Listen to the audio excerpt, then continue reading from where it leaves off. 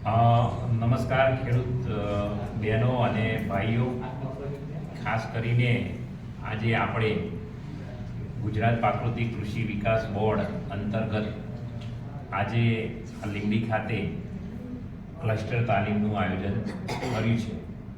આપણે સૌ જાણીએ છીએ કે હરિયાળી ક્રાંતિ ગ્રીન રિવોલ્યુશન જ્યારે લાવ્યા અને 60-61ના વર્ષની હું વાત કરું છું, બરાબર, ત્યારે આપણા દેશની અંદર 0.29 મિલિયન ટન આપણે રાસાયણિક ખાતર વપરાતું હતું.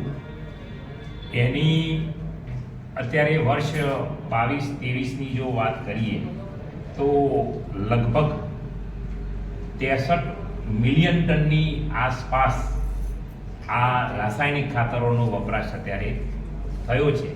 એટલે કે લગભગ એ જોવા જઈએ તો 220 ગણું આપણે આ 6 દાયકાની અંદર રાસાયણિક ખાતરોમાં વપરાશ કર્યો. હવે હરિયાળી ક્રાંતિ લાવવાનો એક ઉદ્દેશ હતો. જ્યારે એ વખતે કેબિનેટની અંદર તત્કાલીન વડાપ્રધાન માનનીય જવાહરલાલ નહેરુજીએ કહેલું કે દેશના લોકોને 2 ટાઈમ ખાદ્યાન્ન મળે, દેશ આત્મનિર્ભર થાય, એ સારું હરિયાળી ક્રાંતિ એટલે કે કૃષિ રસાયણોને લાવવા જરૂરી છે. આજે લગભગ 6 દાયકાનો સમય વહી ગયો છે, 60 વર્ષ જેવા થઈ ગયા. તેમ છતાં આ સ્થિતિનું આપણે અવલોકન કરીએ તો દેશ ખાદ્યાન્ન ક્ષેત્રે સ્વાવલંબી બન્યો છે? એનો જવાબ છે ના. ખાદ્યાન્નની અંદર અનાજ, કઠોળ, તેલીબિયાં બધા જ આવી જાય છે. આજે પણ તેલીબિયાં, કઠોળ વગેરેની આપણા દેશને આયાત કરવી પડે છે. આપણી જરૂરિયાતનું ઉગાડી શકતા નથી. એનો મતલબ પણ એવો નથી કે હરિયાળી ક્રાંતિનું પરિણામ મળ્યું નથી. એ પણ આપણે જોઈએ કે ખાસ કરીને ચોખા છે, ડોગર અને ઘઉં, એ આપણા દેશની જરૂરિયાતથી પણ આપણે વધારે પકવી રહ્યા છીએ અને આપણે નિકાસ કરીએ છીએ. એક સારા પરિણામ મળ્યા છે, લાભાલાભ છે. પરંતુ જોવા જઈએ તો 60-61 એ સમયે જ્યારે ભૂમિનું ઓર્ગેનિક કાર્બન, જૈવિક કાર્બન કહીએ, એ 1% હતો. એટલે જમીન ઉપજાઉ હતી, બરાબર. આજે જેમ આપણા હૃદયની નસો બ્લોક થાય છે કે નહીં, એવી રીતે જોઈએ તો અત્યારની પરિસ્થિતિ આપણે જોઈએ તો આપણી જમીનોના જૈવિક કાર્બનને આપણે 0.3%ની આસપાસ લાવી. આ એક મોટી વિટંબના છે. એટલે આજે જમીન બંજર જેવી થઈ ચૂકી છે. ઉપજાઉ હતી એ આપણે કેવી બનાવી? બંજર. શેના લીધે બની? રાસાયણિક ખાતરોના વપરાશથી. હવે આપણે પરિસ્થિતિ સુધારવાની જરૂર છે. જમીનને ઉપજાઉ બનાવવાની જરૂર છે. જમીનની ફળદ્રુપતા વધારવાની જરૂર છે. આપણે ઘણીવાર ખેડૂત તાલીમ કેન્દ્રની અંદર બહેનો ઘણા જયાબેનને બધા તાલીમ વર્ગોમાં પણ આવેલા છે. 3 દિવસની તાલીમો ત્યાં તાલીમ વર્ગની અંદર લીધેલી છે. ત્યાં આપણે જીવામૃત છે, બીજામૃત છે, ઘન જીવામૃત છે, આચ્છાદન છે, આવા બધા પ્રયોગો સાથેના ફાર્મ ત્યાં કોમ્પ્યુટર સ્ક્રીન ઉપર બતાવેલા છે. આ એક પ્રયાસ છે ક્લસ્ટર તાલીમ અંતર્ગત. આપણા ખેડૂત બહેનોને, ભાઈઓને આ વિશેષ જાણકારી મળે કે આપણે જમીનની ઉપજાઉ શક્તિ વધારવી હોય તો અગાઉ ચર્ચા થયા પ્રમાણે જમીનની અંદર આપણે જૈવિક કાર્બન સ્થાપિત કરવો પડશે. હવે આપણે જોઈએ કે પ્રાકૃતિક ખેતીમાં આપણે આચ્છાદન કહીએ છીએ, બરાબર.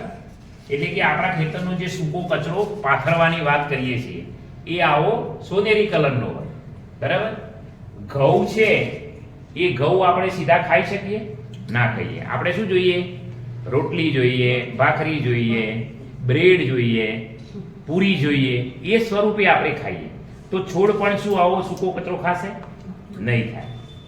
એના માટે શું થશે? ધીમે ધીમે જમીન ઉપર આ કચરો પથરાય, જમીનને જ્યાં કચરો અડે ત્યાં જમીનનું કોવાણ થાય. જેવી રીતે ઉકરડાની અંદર છાણિયું ખાતર કોવાઈને સરસ, ગાયનું ગોબર ગૌમૂત્ર છે એ બધું કોવાઈને સરસ ફર્સ્ટ ક્લાસ છાણિયું ખાતર બને, બરાબર? એવી જ રીતે આ કચરો જે માનો કે સુકાઈ કોવાઈ જાય, બરાબર છે, તો આવો કારો આપણને જોવા મળે.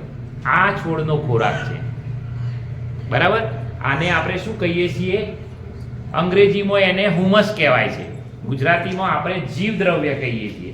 એટલે કે આ અશ્મિઓ છે, સૂકા, જે માનો કે આ કચરો જે છે એને કોવડાવવાનું કામ કોણ કરે? જમીનની અંદર નાના મોટા જીવો હોય. અરસિયા તો આપણે દેખી શકીએ છીએ, પણ નરી ઓળખે ના દેખી શકીએ એવા બેક્ટેરિયા છે, ફૂગ છે, એક્ટિનોમાઇસેટ છે, મોલ્ડ છે, આવા ઘણા બધા સૂક્ષ્મ જીવો જમીનની અંદર કચરાને કોવડાવે છે. અને માણસ આજે જન્મ્યો એનું મૃત્યુ નક્કી, જન્મેલાનું નક્કી શું છે? એક જ, મરવાનું છે. તો એવી રીતે આ જીવો છે જમીનની અંદર, એ પોતાનો જન્મ લે છે, જીવ છે એટલે જન્મ લે છે, એનું જીવન ગુજારે છે અને છેવટે એ મૃત્યુ પામે છે. કોઈ માનો કે કૂતરો હશે, એ જ્યારે મરી જાય ત્યારે બીજા જીવનો ખોરાક બને કે ના બને? ગાય હોય, ભેંસ હોય, કોઈ ગીધ જીવતી ગાયને ખાય? ના ખાય. ક્યારે એ ખોરાક બીજાનો બને? જ્યારે મૃત્યુ પામે ત્યારે આ સૂક્ષ્મ જીવો છે છેવટે મૃત્યુ પામે છે. અને છોડનો ખોરાક એ છે. છોડનો ખોરાક શું છે? જમીનમાં રહેતા સૂક્ષ્મ જીવો અંતિમ જ્યારે મૃત્યુ પામે જીવાંશ બને, અને જીવાંશ જ આ છોડના આપણો ખોરાક છે. આ બાબતને થોડીક આપણે વૈજ્ઞાનિક ઢબે, જે મેં વાત કરી, હુમસ, જીવદ્રવ્ય, બરાબર છે, એના જો બે મુખ્ય ઘટકો છે તો એમાં એક લિગ્નિન આવે છે. એટલે કે એને આપણે રેસા કહીએ છીએ. શેરડી હોય, શેરડીમાં આપણે રેસા કૂચા જોઈએ છે કે નહીં? જુવાર હોય એમાં કૂચા હોય. એવી રીતે આ બધો કચરો છે, ખેતીનો જે કંઈ કચરો છે એમાં રેસા હોય. એમાં આપણે શું નાખીએ છીએ? ઘણા ખાતરો આપીએ છીએ, એમિનો એસિડ, પ્રોટીન, આ બધું એમાં આવેલું હોય. એટલે મેઇન ઘટક જે આ જીવદ્રવ્યના છે, લિગ્નિન છે અને પ્રોટીન છે, બરાબર છે. હવે આ આખી સિસ્ટમ છે, જે માનો કે રેસા, સેલ્યુલોજ, અંગ્રેજીમાં એને સેલ્યુલોજ કહીએ. વધુ આપણને સેલ્યુલોજ, જો કાર્બન સ્થાપિત વધારે જમીનની અંદર આજે શું જરૂર છે કે વધારે કાર્બન આપણે જમીનની અંદર લાવવો છે, જૈવિક કાર્બન. એટલે જેટલું કાર્બનિક મટીરિયલ વધારે કાર્બન ધરાવતું હોય, એમાં ખાસ આપણા ખેતરની અંદર કપાસની સાંઠીઓ છે, એના મૂળ છે, એની અંદર સારામાં સારો જૈવિક કાર્બન સમાયેલો છે સુષુપ્ત અવસ્થામાં. એના ઉપર સૂક્ષ્મ જીવો પ્રક્રિયા કરીને જમીનમાં આપીએ. તો આપણને એ પ્રશ્ન થાય કે આપણે આચ્છાદનમાં મોટા ભાગે હવે જોઈએ છીએ તો ખેડૂત ભાઈઓ શું કરે છે? ઉપરના પાંદડા કે એવું પાથરે, પણ પાંદડા છે મમરા જેવું છે, આપે છે, એ જમીનની અંદર કાર્બન સ્થિર કરે છે, પણ થોડો ઘણો થાય. સારું કાર્બન સ્થાપિત કરવા વાળું મટીરિયલ કયું છે? મૂળ છે, પછી જાડા લાકડા છે, લાકડાના ટુકડા છે. આપણે લાટી હોય, સુથાર જે કામ કરે, મોટી બેન્સો કહીએ, બરાબર? લાટીની અંદર લાકડા હોય, લાકડાનો વેર હોય, એ કેવું કઠણ લાકડું છે, બરાબર? અને એવા બધા મટીરિયલની અંદર સારામાં સારો જૈવિક કાર્બન એના દ્વારા આપણે જમીનમાં સ્થાપિત કરી શકીએ. પણ એ ક્યાંય આપણે બીજે લેવાની જરૂર નથી. કહેવાનો મતલબ શું છે કે આપણા ત્યાં દિવેલા છે, આપણે ત્યાં કપાસનું વાવેતર કરીએ છીએ, એની સાઠીઓ મૂળના જડિયામાં કાર્બન સુષુપ્ત અવસ્થામાં સમાયેલો છે. એટલે એને આપણે દિવાસળી ચોંપવાની નથી, બરાબર? ઘણી વાર અમે જોઈએ તો શું કરે કે ખેતરોની અંદર જે કચરો કે હાથે આપણું ખેતીનું વેસ્ટ મટીરિયલ પડ્યું છે એને સળગાવી દઈએ. એ ખરેખર શું છે? આપણા છોડનું ખાતર છે. આપણા છોડને જે સ્વરૂપે જોઈએ છે, પેલા બજારમાંથી 50 કિલોની થેલી લાવીએ તો ઝેર છે. ઝેર જમીનની માતા ધરતી માતા છે એને ઝેર અપાય નહીં. આપણે જો ઝેર આપીશું, માતાનો ખોરાક ઝેરી હશે તો આપણે તો એના સંતાન છીએ, દીકરાઓ છીએ, તો આપણામાં ઝેર આવે કે નહીં? જમીનમાં નાખો તો જમીન જે પકવે એ શું આપે આપણને? ઝેર આપે. એટલે આપણે જમીનને કચરા રૂપી અમૃત આપવાનું છે, બરાબર? એ દ્વારા જો ખોરાક જે ઉત્પન્ન થાય એ ખરેખર ખૂબ સાત્વિક હોય છે. હવે જે જીવદ્રવ્ય સ્થાપિત કરવાની વાત છે, બરાબર? જમીનની અંદર જીવદ્રવ્ય આપણે ઉમેરવું છે, એડ કરવું છે. આપણે જેમ અગાઉ ક્લાસની અંદર વાત કરેલી છે કે ભાઈ જીવામૃત વાપરવું, ઘન જીવામૃત વાપરવું, આચ્છાદન કરવું, આ જે બધા ઘટકો છે એ જમીનની અંદર સૂક્ષ્મ જીવો લાવે છે. આપણે જીવામૃતની અંદર શું કરીએ છીએ? વગડાની માટી, ઝાડ નીચેની ભીની માટી નાખીએ છીએ. શા માટે નાખીએ છીએ? કારણ કે આપણી જમીન બંજર બનેલી છે, એમાં એવા સૂક્ષ્મ જીવો નથી, કારણ કે રાસાયણિક ખાતરો નાખેલા છે. જ્યારે વડ નીચેની કે પીપળ નીચેની કે જંગલની માટી, એમાં ક્યાંય મનુષ્ય કાંઈ કર્યું નથી, કુદરતી છે. એટલે કુદરતી સૂક્ષ્મ જીવો એમાં ઘણા, જમીનની ફળદ્રુપ વધારે એવા છે અને એ માટી દ્વારા એમાં આવે છે. એટલે આપણે એ માટીનું ખૂબ જીવામૃતની અંદર મહત્વ છે. ઘણા બેક્ટેરિયા ગોબરની અંદર છે, એ સૂક્ષ્મ જીવો વધારવાનું, મટીરિયલ કોવડાવવાનું, આવું ઘણું બધું કામ ભૂમિની અંદર કરે છે. એટલે જ્યારે જીવામૃત આપીએ, ઘન જીવામૃત આપીએ, એટલે આપણે જમીનની અંદર શું આપીએ છીએ? સૂક્ષ્મ જીવાણુઓ નાખીએ છીએ, બરાબર? જેના દ્વારા આપણા જમીનની અંદર જે સેન્દ્રિય પદાર્થ પડ્યો છે, સેન્દ્રિય પદાર્થ એટલે આવો આપણો ખેતીનો કચરો, આ શું કહેવાય? સેન્દ્રિય પદાર્થ. કે આપણા માટે વેસ્ટ છે. આપણે માનો કે ગાયો રાખીએ, ભેંસીઓ રાખીએ, એને જે નિરણ નાખીએ અને છેવટે જે ના ખાય એ કચરો પણ ક્યાં જવો જોઈએ? ખેતરમાં. આ જે સેન્દ્રિય પદાર્થ છે એને કોવડાવવાનું કામ આ સૂક્ષ્મ જીવો કરે. પણ આપણે જીવામૃત નાખીએ છીએ, થોડા ઘણા ઘન જીવામૃત વાપરીએ છીએ, પણ આવો સેન્દ્રિય કચરો આપણા ખેતરમાં હોતો નથી. એકલા સૂક્ષ્મ જીવો હશે તો શું કોવડાવશે? જમીનની અંદર સૂકો કચરો કે આપણું વેસ્ટ મટીરિયલ હોવું જોઈએ કે નહીં? એ બહુ અગત્યનું છે. આચ્છાદન, બરાબર? એ જો હશે તો પેલા રસોઈયાનું કામ કરશે, અને આ કચરો છે એ શું છે? કરિયાણું છે. રસોઈયાને કરિયાણું ના આપીએ તો મોહનથાળ બને? ના બને.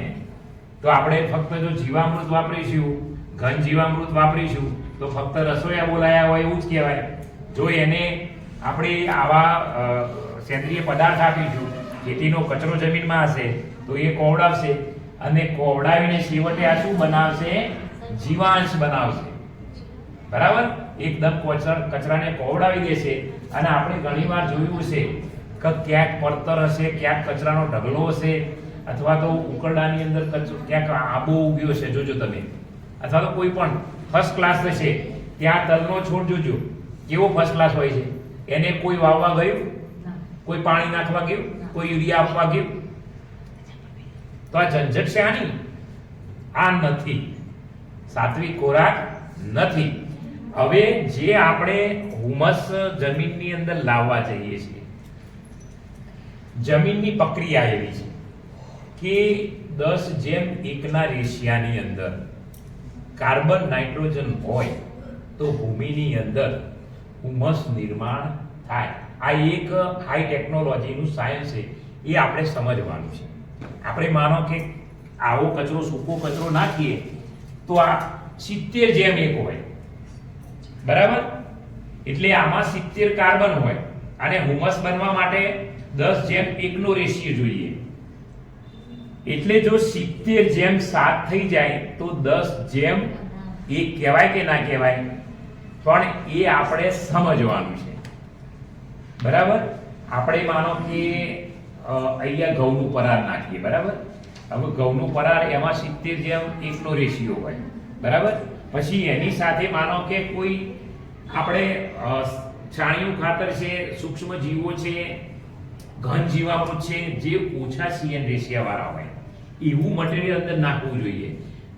મગફળી છે, તુવર છે, કઠોળનો સૂકો કચરો, એટલે એટલા ધાન્ય પાકનો નહીં પણ એની સાથે કઠોળ છે, તેલીબિયા છે, આ બધાનો જો વેસ્ટ મટીરિયલ આવે તો ભૂમિની અંદર જૈવિક નાઇટ્રોજન વધે, એટલે જે આપણે 70:7 કહીએ છીએ એવી પરિસ્થિતિ પેદા થાય. અને એ પરિસ્થિતિ પેદા થાય એટલે સારા પ્રમાણમાં જીવદ્રવ્ય જમીનમાં બને.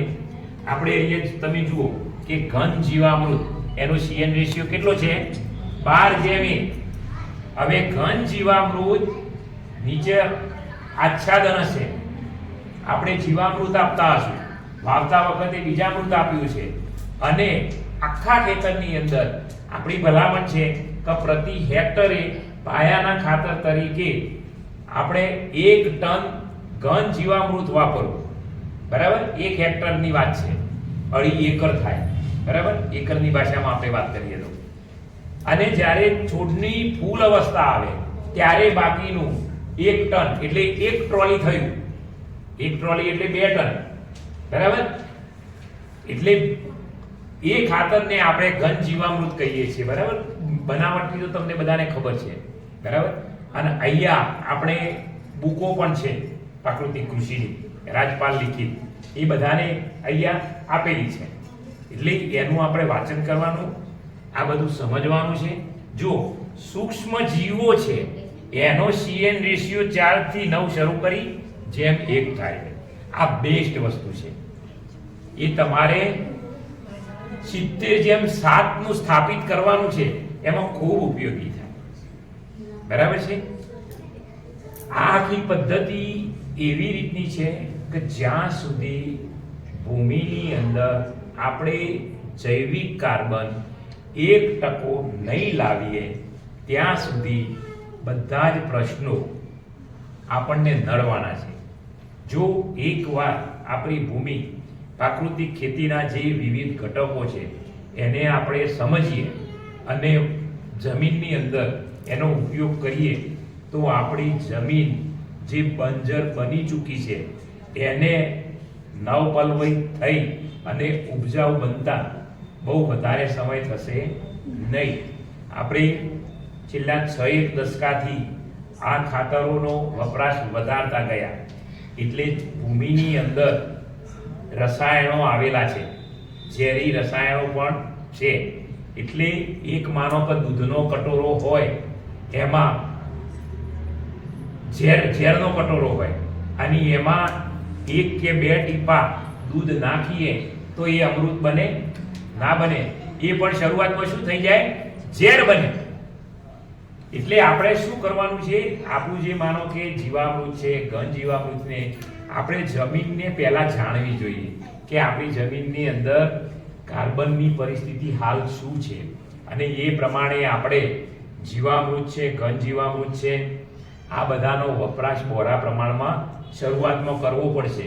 અને પછી એકવાર જો જૈવિક કાર્બન 1% આવી જશે ત્યારે કોઈ જ આપણે તમારે વધારે મહેનત કરવાની થશે નહીં. જે ખેડૂતો આ રીતે પ્રાકૃતિક ખેતી કરે છે એ ખેડૂતો એવું કહે છે કે પ્રાકૃતિક કૃષિ એ આળસુ ખેડૂતની ખેતી છે. બરાબર?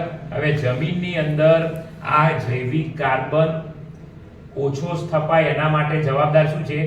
આજે મોટા મોટા ટ્રેક્ટરો, તમે ઉનાળામાં શું કરો છો? ખૂબ ઊંડી ખેડ, 1 વાર કરો, 2 વાર કરો, એટલે જમીનની અંદર જે કાર્બન જમા થયો હોય મૂળિયા દ્વારા, જડિયા દ્વારા, આપણો જે છોડ વાવીએ ને આપણે એવું સમજીએ છીએ કે આ છોડ છે જમીનમાંથી ખાઈ જાય. કુદરતે સાયકલ આખી નિર્માણ કરી છે. એક જીવ ચાલતો હોય તો એ એક જગ્યાએથી બીજી જગ્યાએ એના ખોરાક માટે જાય, અને પ્રકૃતિએ એની વ્યવસ્થા કરી. કોઈ ચકલી, કાબર, કીડી, મકોડા, કીડીને કણ અને હાથીને મણ ઉપરવાળાની વ્યવસ્થા છે. એવી જ રીતે ચલિત ના થતા હોય, ભ્રમણ ના કરતા હોય એવા જીવો એટલે વૃક્ષ વનસ્પતિઓ એ પણ જીવ છે ને, એને બીજ દ્વારા એનો જન્મ થાય છે. ધરતી માતા એને જન્મ આપે છે. આપણી જેમ ધીમે ધીમે આપણે મોટા થઈએ તો છોડ પણ મોટો થાય છે કે નહીં? એ પણ જીવ છે, પણ એ આપણી જેમ ચાલતો નથી. એટલે જેને જન્મ આપ્યો એને દાણાની કે જમવાની વ્યવસ્થા કોણ કરે? જન્મ આપવા વાળો. પ્રાકૃતિક કૃષિ એ આખો દર્શનનો વિષય છે, બરાબર? ભગવાનના દર્શન કરવા મંદિરમાં દર્શન કરાય.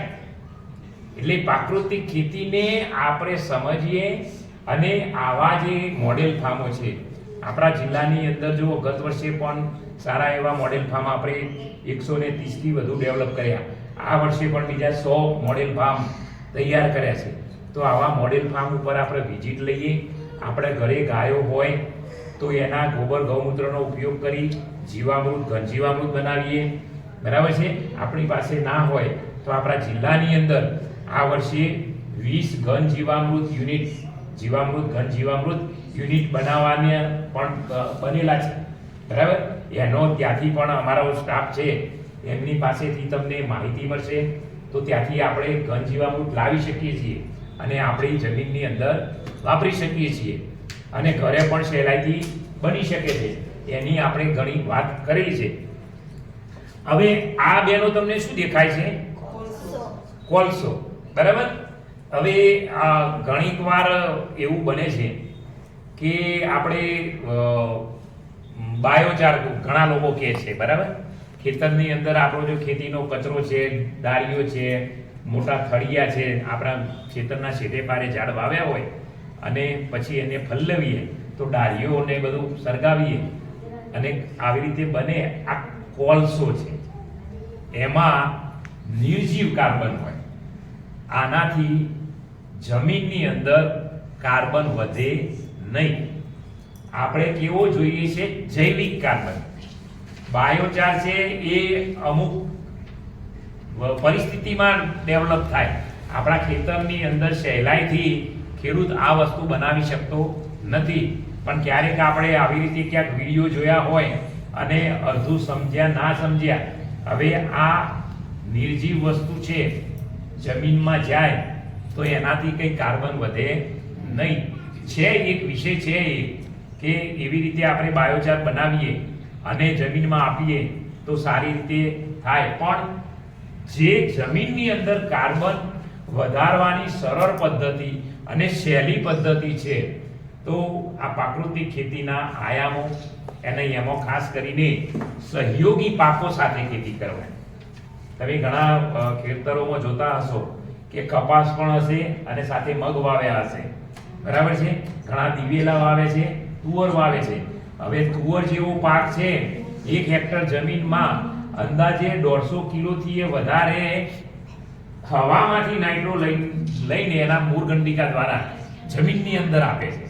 એટલે આપણે પ્રાકૃતિક ખેતીમાં કહીએ છીએ કે આપણા વડવાઓ પણ એક પાકની 7 ધાનની ખેતી કરતા હતા. એમાં કઠોળ, તેલીબિયાં, અનાજ બધા પાકો આવી જાય. ક્યારેક ચોમાસું નબળું હોય અથવા અતિવૃષ્ટિ હોય તો 1-2 પાક ફેલ થાય. તો એના બદલે વધારે પાકો જો આપણે વાવ્યા હોય તો પરિસ્થિતિને અનુરૂપ 2-3 પાક આપણને સારું વળતર આપે. અને આવા મોડેલ ફાર્મો તમે આપણે સુરેન્દ્રનગરની આસપાસ તમને બતાવવા પણ આત્મા દ્વારા પ્રેરણા પ્રવાસમાં તમને લઈ ગયા છે. એટલે આવું બધું જોઈને શીખવું જોઈએ, બરાબર? પ્રયોગ કરીને શીખવું જોઈએ. જો નાના પાયે પ્રયોગ કરીશું, ભલે આપણી પાસે જમીન વધારે હોય પણ 1 વીઘાની અંદર, 1 એકરની અંદર આ પ્રાકૃતિક ખેતીના આયામો સમજીને આપણે પદ્ધતિસર પ્રાકૃતિક ખેતી કરીશું તો એ આપણને વધુ નફો આપે એવી ખેતી છે. એટલે અમારી આજે આત્મા પ્રોજેક્ટ સુરેન્દ્રનગર વતી આપણી પાસે એક અપેક્ષા છે કે ઓછામાં ઓછી 1 વીઘોમાં 1 એકર જમીનમાં આપણે પ્રાકૃતિક ખેતી કરીએ અને આપણે સરસ ફર્સ્ટ ક્લાસ મોડેલ ફાર્મ બનાવીએ અને આજુબાજુથી પણ આપણા ત્યાં ખેડૂતો જોવા આવે, એમને પણ પ્રેરણા મળે. એટલે આ પ્રાકૃતિક ખેતીની વાત છે. તમે બધાએ અહીંયા શાંતિથી મને સાંભળ્યો તે બદલ આપનો ખૂબ ખૂબ આભાર. અને ખાસ અમારા જયાબેનના કહેવાથી તમે બધાએ આવ્યા, વિશેષ આભાર જયાબેનનો અને અમારા આત્માના સ્ટાફનો કે નિકુંજભાઈ છે, નંદકિશોરભાઈ છે, એ બધાના સહિયારા પ્રયાસથી તમે આ માહિતી આજે મેળવી બરાબર. આ જે ગમ્યું એ પરમાત્માની વાણી છે અને જે ના ગમ્યું એ ભરત પટેલ પ્રોજેક્ટ ડાયરેક્ટર આત્માનું છે. અસ્તુ ભારત માતા કી જય.